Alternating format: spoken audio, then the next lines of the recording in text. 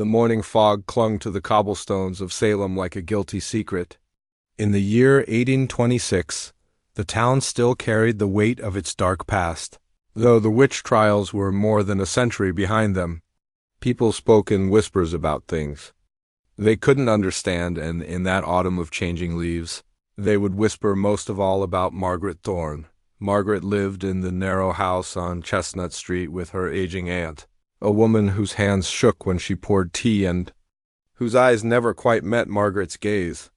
The girl was 17, with hair the color of winter wheat and eyes that seemed to hold storms.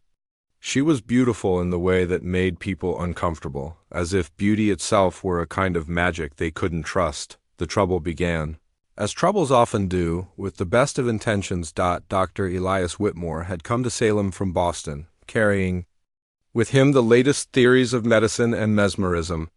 He was a man of science, he proclaimed, dedicated to understanding the mysteries of the human mind. When he first saw Margaret at the town market, he noticed something that made his scholarly heart race with curiosity. The girl moved through the crowd, like water finding its course. People stepped aside for her without seeming to realize they were doing so. Conversations quieted as she passed, then resumed with an odd intensity.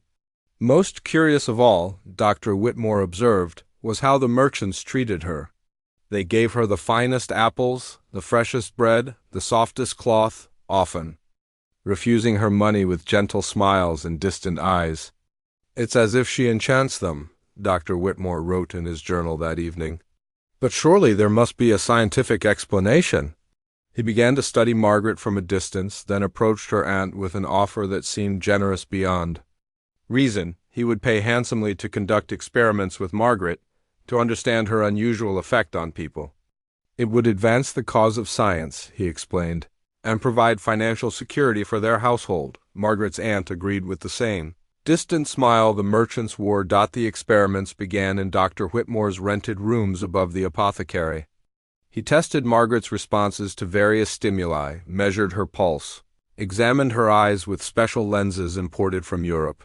But the more he studied her, the more bewildered he became. Margaret was perfectly ordinary in every measurable way, yet her influence on people grew stronger the more time they spent with her. Dr. Whitmore found himself offering her better and better terms for their sessions. He bought her expensive dresses, fine jewelry, books bound in leather. He told himself it was for the advancement of science, but his journal entries became increasingly erratic. "She speaks so little," he wrote, "yet when she does, her words seem to carry the weight of absolute truth. Today she suggested I might donate my equipment to the local hospital. The idea seems reasonable, more than reasonable, essential." Margaret, for her part, remained as enigmatic as the fog that rolled in from the harbor each morning.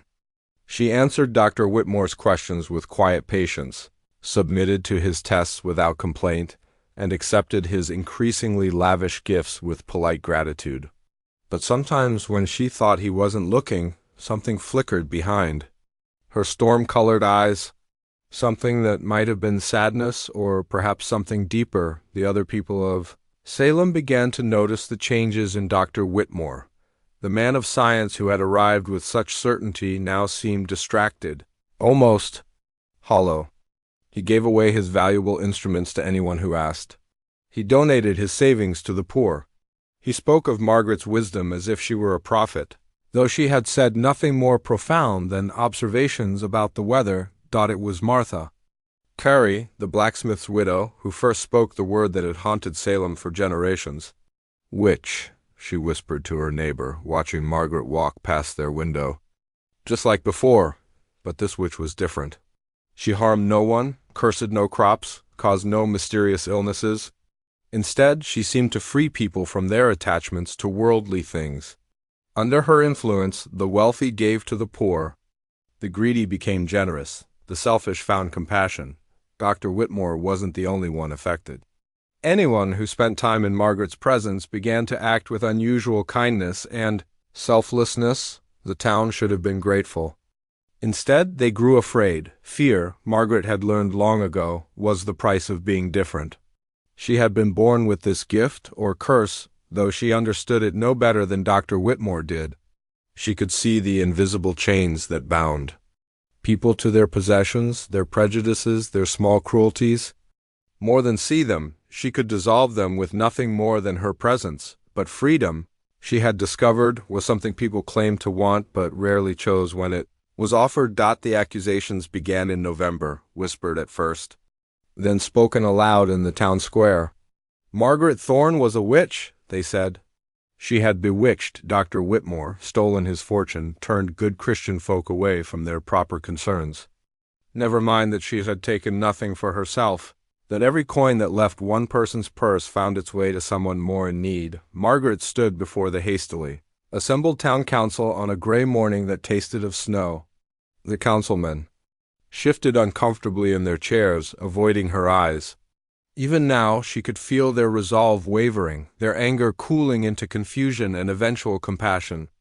She could free them from their fear as easily as breathing, but as she looked at their faces twisted by the same terror that had condemned 20 innocent people a century before, Margaret Thorne made a choice that Dr. Whitmore's science could never have predicted. She turned and walked away. Margaret left Salem that afternoon, carrying nothing but the clothes on her back and a small bag of belongings.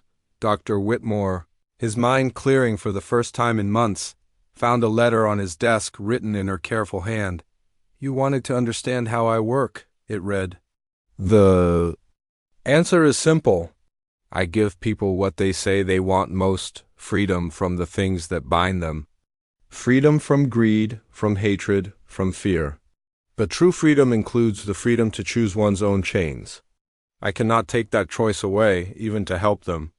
Perhaps that is the most human thing of all." Dr. Whitmore never published his findings. Instead, he used his remaining resources to establish a clinic for the poor. Though he could never quite explain why this seemed so important to him. Margaret Thorne vanished into the American wilderness like morning mist, carrying with her the terrible gift of showing people their own hearts. Some say she's still out there, somewhere, walking the roads between towns, offering a freedom that most are too afraid to accept, and perhaps that's exactly as it should be. After all, the most precious gifts are often the ones we're not quite ready to receive. Word count, 1,247.